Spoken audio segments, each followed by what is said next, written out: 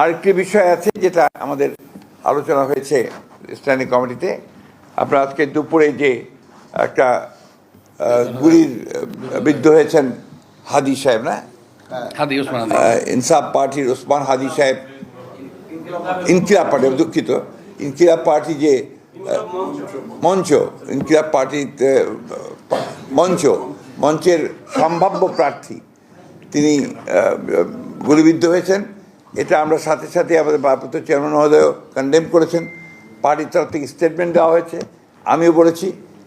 আমরা এটাকে সাথে সাথে নিন্দা জানিয়েছি এবং অতি দ্রুত যারা এই হত্যা চেষ্টা করেছে অথবা আমরা গুলি করেছে তাদেরকে বের করে তদন্ত করে তাদেরকে আইনের আওতায় আনার জন্য আমরা বলেছি। আমরা এই কথাও বলেছি যে ঘটনা থেকে প্রমাণিত হয় যে সমস্ত অপশক্তি এই দেশে নির্বাচনকে বানচাল করার জন্য, নির্বাচনটাকে যাতে না হয় তার সেই চেষ্টা করার জন্য যারা কাজ করছে তাদেরই একটা চক্রান্ত বলে আমরা এটাকে মনে করি। সেভাবে আমরা স্টেটমেন্টও দিয়েছি। এবং সব আরও দুর্ভাগ্য যে এটা না বলে আমি পারছি না যে আমাদের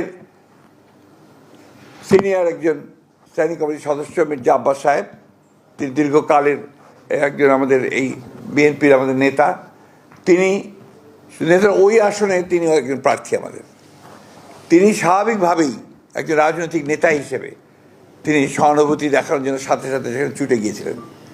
কিন্তু দুর্ভাগ্যক্রমে সেই দলের কিছু ব্যক্তি, কিছু সমর্থক, আরও কিছু আপনার চক্রান্তকারী তারা সেখানে সমবেত হয়ে উত্তেজনামূলক স্লোগান দেয় এবং এক পর্যায়ে তারা একটা মব সৃষ্টি করার চেষ্টা করে, যেটাকে আমরা তীব্র নিন্দা জানাচ্ছি এবং হুঁশিয়ার করে দিতে চাই আমরা সকল পক্ষকে। এই ধরনের আচরণ করতে গেলে বিএনপি বসে থাকবে না, বিএনপি তার জবাব সাথে সাথে দেবে। আমরা খুব পরিষ্কার করে বলতে চাই যে আমরা কোনো রকমের কোনো গোলযোগ চাই না, কোনো সন্ত্রাস চাই না, কিন্তু বিএনপির উপরে কোনো আঘাত আসলে বিএনপি কখনোই কিন্তু সেটাকে আপনার সহজভাবে নেবে না এবং তার কীভাবে জবাব দিতে হয় বিএনপি সেটা জানে। আমি তাই বলবো, এই সমস্ত মব সৃষ্টি না করে, উত্তেজনা সৃষ্টি না করে, নির্বাচনের পরিবেশকে বিনষ্ট না করে সবাই যেন তাদের যেটাকে আমরা বলি যে ফিরে আসে, তাদের সম্বিত ফিরে আসে এবং নির্বাচনটা কীভাবে সুষ্ঠু হবে সেই কাজটা করার চেষ্টা করে। না হলে যেটা হবে সেটা হচ্ছে গণতন্ত্রের উত্তরের পথ ব্যাহত হবে, গণতন্ত্রের যাত্রা ব্যাহত হবে। আমি ওই জন্য অনুরোধ করবো সংসদের সকল মহলকে যে তারা যেন এই বিষয়টাকে অত্যন্ত গুরুত্ব দেয় এবং কোনো রকম উত্তেজনা সৃষ্টি না করে আপনার তারা কাজ করে। ধন্যবাদ।